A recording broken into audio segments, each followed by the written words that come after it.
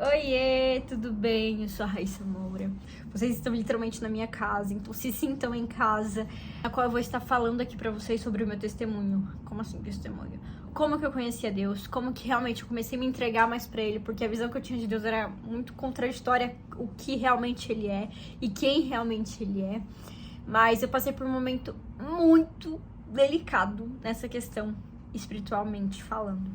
Então eu vou contar aqui pra vocês como tudo isso aqui começou. Na verdade, vamos começar lá do início. Quando eu tinha 0 anos, quando eu nem sequer tinha minha existência ainda aqui nessa terra.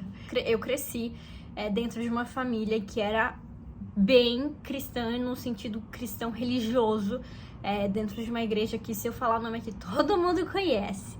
Eu cresci dentro da Congregação Cristã no Brasil, que é a famosa igreja chamada Igreja do Véu, onde fica homens de um lado e mulheres do outro. Eu cresci dentro dessa igreja, mas eu era muito contrária, gente, vocês não têm noção. Eu nunca fiz, tipo assim, nada de errado, nada de, tipo, do mundão. Eu comecei a ter uma visão de Deus muito ruim, porque eu olhava tudo ao meu redor e falava, tipo assim, mas não tá certo. Eu ia pra igreja, sabe o que eu fazia?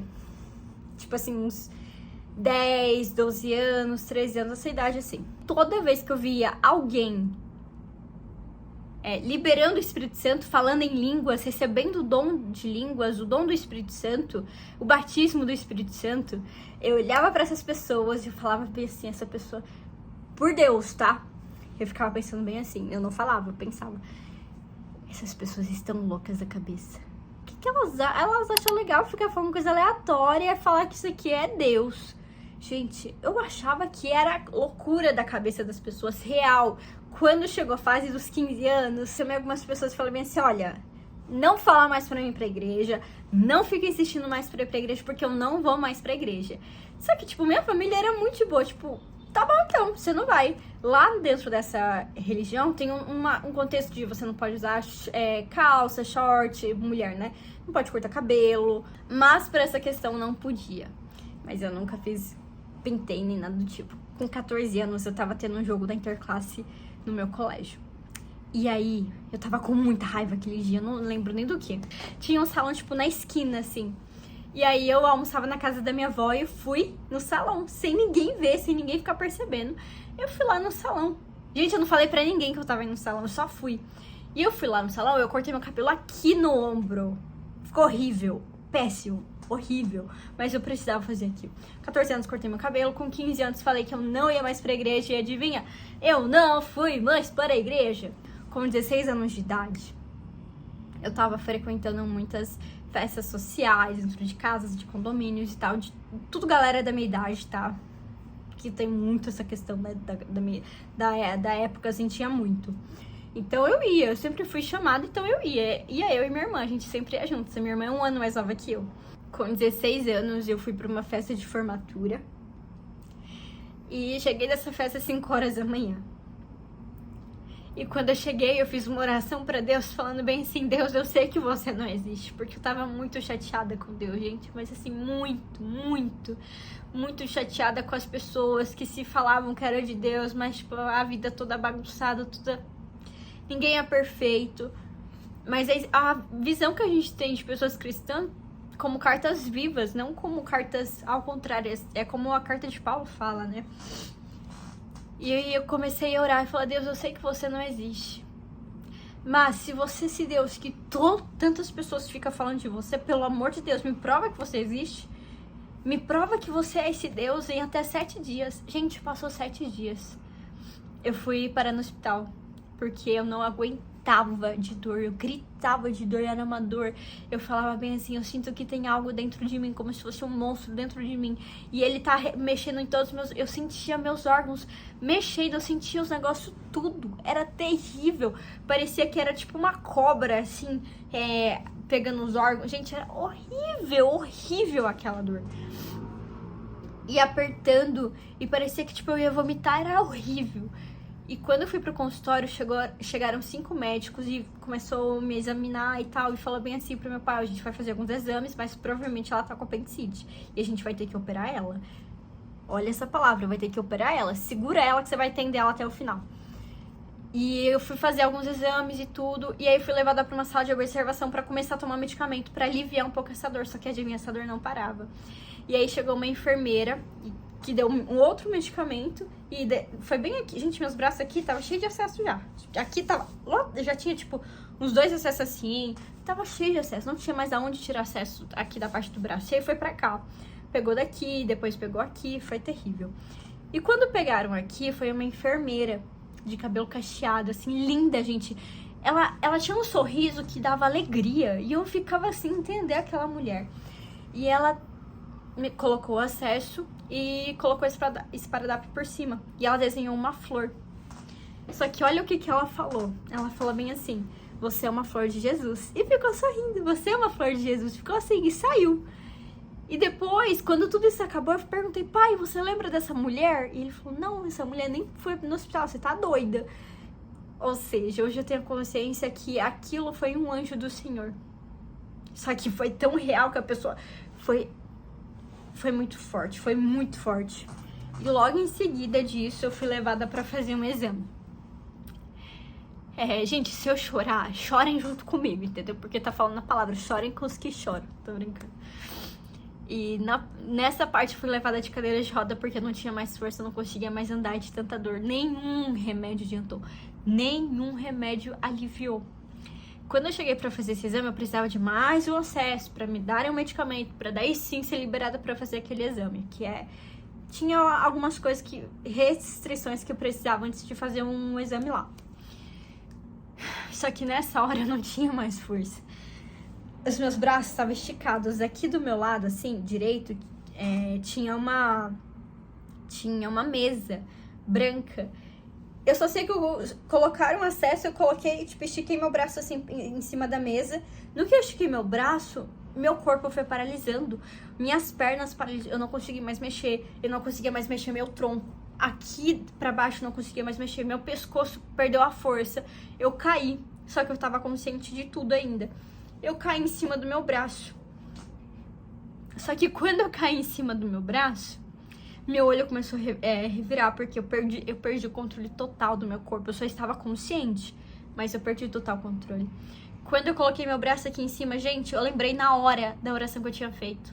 Até então eu não tava lembrando, mas eu lembrei da oração que eu tinha feito 5 horas da manhã, quando eu tinha chegado da festa. E naquele momento, eu simplesmente só conseguia orar com a mente. E enquanto eu orava com a mente, eu falava bem assim: Deus, se você é esse Deus de milagres que tantas pessoas falam que você me prova isso agora. Ou se você é realmente esse Deus que não existe, que eu acredito que você não existe mais, tá tudo certo, só me deixa em paz.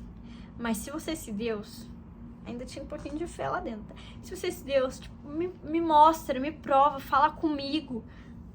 E aí eu comecei a chorar. Porque do lado da mesa tinha um corredor. Esse corredor, eu comecei a olhar para esse corredor e começou a vir uma luz muito forte, uma luz branca muito forte, gente.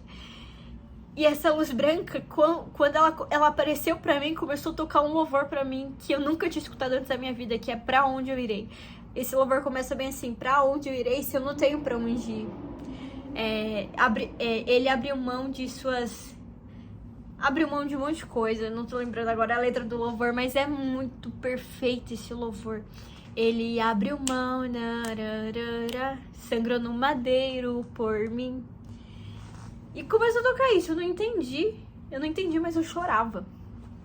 E esse louvor, a luz ficava mais forte, tipo, se aproximando assim de mim, e o louvor aumentava muito. Então, tipo assim, todas as outras vozes ao redor que eu ainda tava escutando diminuía absurdamente quando essa luz aproximava.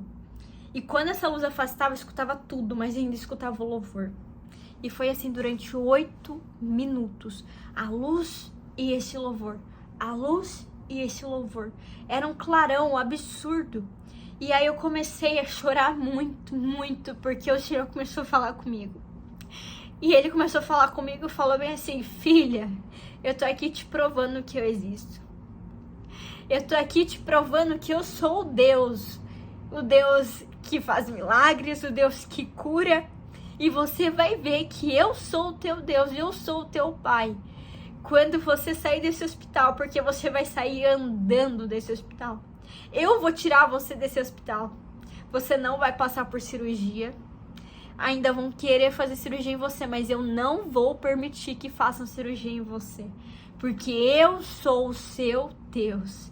E isso que você está passando de ter duvidado tanto de mim, eu vou levantar você como uma pessoa para incendiar outros corações. Eu vou levantar você. Porque tem tantos que também duvidam da minha palavra, mas que ainda estão dentro da minha casa e não têm experiência comigo. Eu só sabia chorar, gente. Eu só sabia chorar.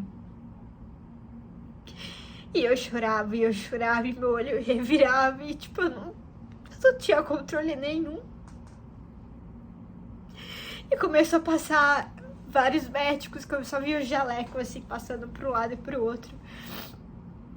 E os médicos falavam assim, a gente vai ter que pegar o carrinho pra reanimar ela. E meu pai tava do meu lado e ele começou a bater assim em mim e falou bem assim, ele me chama de Ia.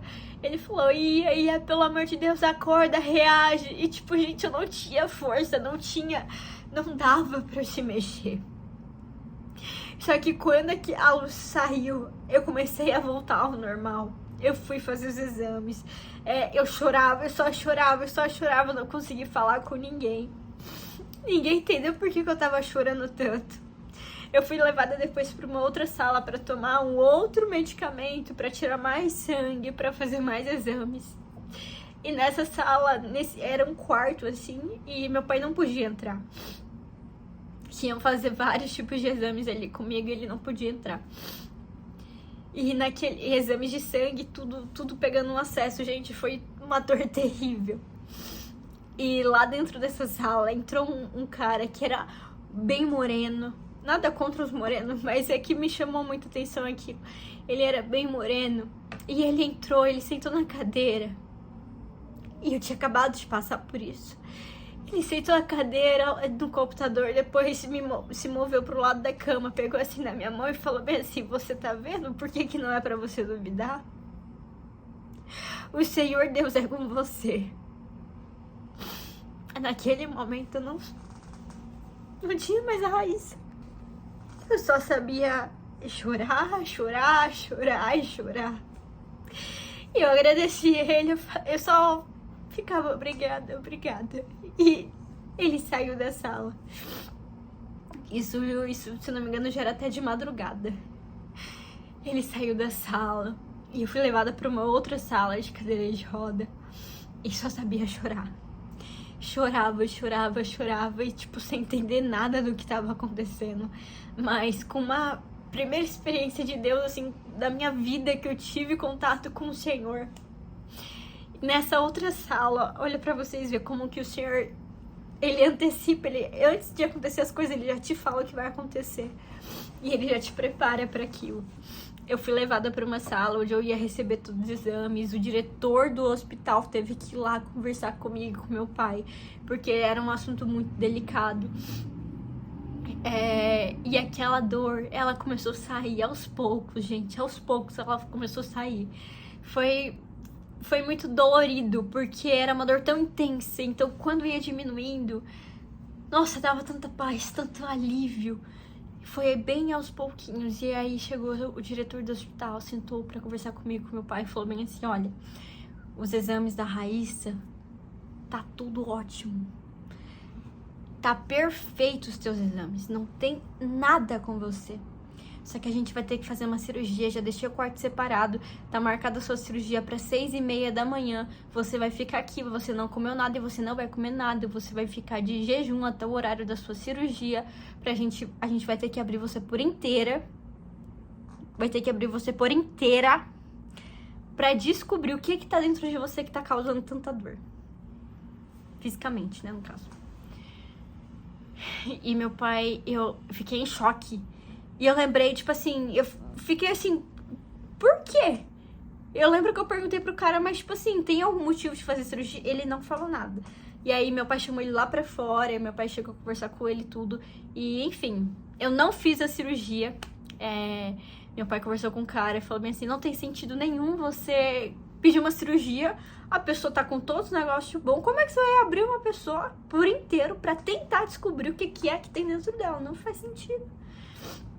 Então, naquele momento, meu pai cortou isso, assinou lá um documento e eu fui embora. Eu fui embora sem dor nenhuma. Eu fui embora sorrindo, gente. Parecia uma outra pessoa que tinha entrado e saído daquele hospital. Não era a mesma pessoa, não era real a mesma pessoa. Então, foi tão forte aquilo. Meu pai não é uma pessoa de chorar. Só que, quando ele viu tudo isso comigo, ele tava literalmente do meu lado. Quando eu fui contar pra ele, eu falei bem assim, Deus, se aquilo realmente aconteceu, não foi loucura da minha cabeça, que tipo assim, que meu pai sinta isso. Que ele chore, que ele reaja de alguma forma. Nunca tinha visto meu pai chorar, tá? Só pra deixar claro. Gente, eu contei pro meu pai, tava dentro do carro. Meu pai tava dirigindo, eu falei, pai, eu preciso te contar um negócio. E eu contei. No que eu contei, eu vi meu pai chorar pela primeira vez na minha vida. Porque eu tinha falado com o Senhor, Deus, se isso aqui for loucura, pelo amor de Deus, me fala. Mas se for real, me fala também. Então, o Senhor, Ele faz tudo além do que a gente consegue imaginar. E eu tô dizendo isso aqui pra vocês porque talvez a sua fé, ela pode estar perdendo um pouco a força. Mas que esse testemunho venha edificar a tua fé, que ele venha trazer mais esperança pra tua vida. Porque hoje eu posso te falar com todas as certezas da minha vida. O Senhor me deu uma nova vida. O Senhor fez novas todas as coisas. E Ele pode fazer o mesmo com você, com todos nós. Amém? Beijo, gente.